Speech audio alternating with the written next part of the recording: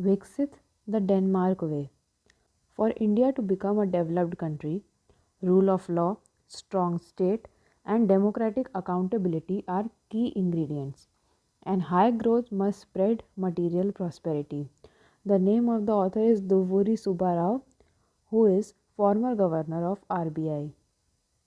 PM Modi has set a national aspiration that India must become a developed nation by the time of the centenary of independence in 2047.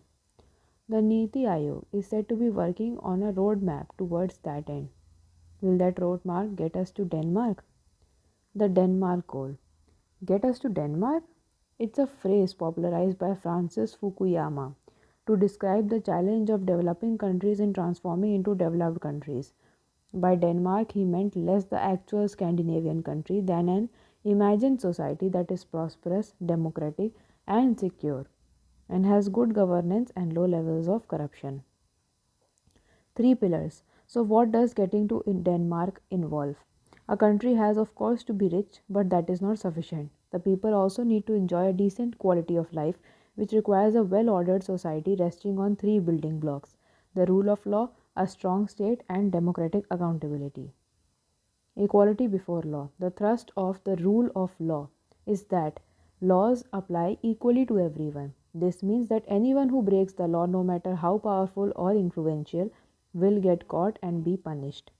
This also means that the public will be protected from the tyranny of the state. This is important because, as Thomas Jefferson said while framing the US Constitution, governments are made up of imperfect people who tend to abuse power. The rule of law should act as a check on that. A state that delivers. The rule of law does not operate in a vacuum. It needs to be accompanied by a strong state. A strong state does not mean an authoritarian state that rules with an iron fist. Instead, a strong state is one that deploys sovereign power to make and enforce rules and to deliver public goods like safety, education, and health, and merit goods like gender empowerment and financial inclusion. Democratic accountability. A strong state fulfilling all its obligations will still fall short of getting to Denmark if the government is not accountable. It is not enough that people get to vote periodically in free and fair elections. In between elections, there should be mechanisms for people to hold both elected officials as well as the bureaucracy to account for good governance. An independent media and impartial judiciary therefore become key elements of democratic accountability. Sequence is key. The sequence in which the three building blocks appear influences the route to Denmark. A comparison of India and China in this regard is interesting. China has historically had a strong state which enforced rules and in recent decades delivered high growth, but the quality of that growth has been eroded by the absence of the rule of law and democracy. India, in contrast, became a democracy even as state capacity and institutional resilience were still weak. This points to where we must focus in order to get to Denmark. Not just elections. Democracy is enriched by the freedom to differ and dissent. Although in popular parlance we tend to conflate them, democracy does not automatically guarantee freedom.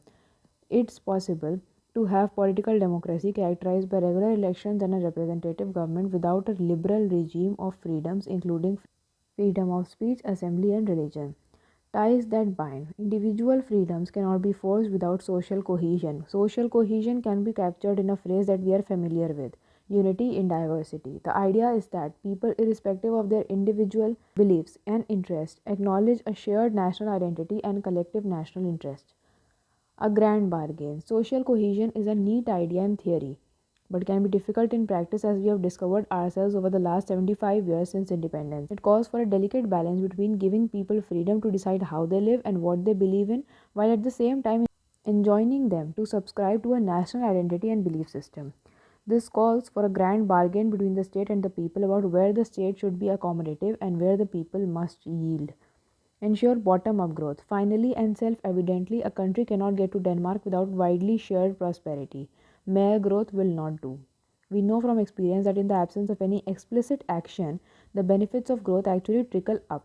In other words, the rich benefit disproportionately more, which actually widens inequalities.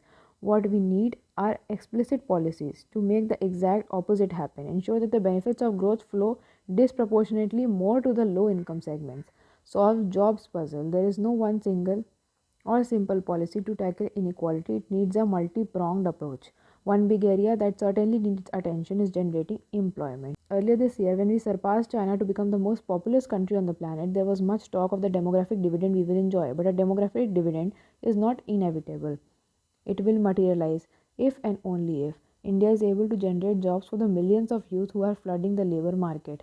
India's journey to Denmark will not be easy, but it's not insurmountable. What is clear is that we need to focus not just on the quantum of growth but also on its quality.